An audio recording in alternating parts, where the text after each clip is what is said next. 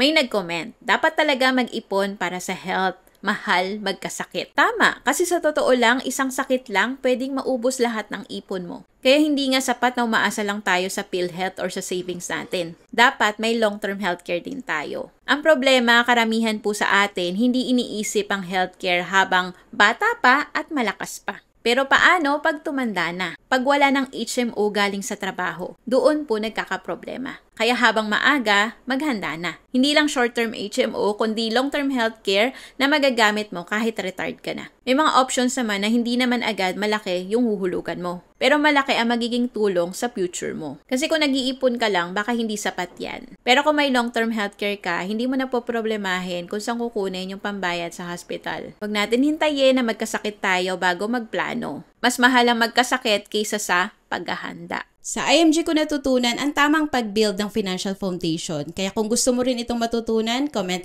#ipon below para mabigyan kita ng access sa aming free webinar.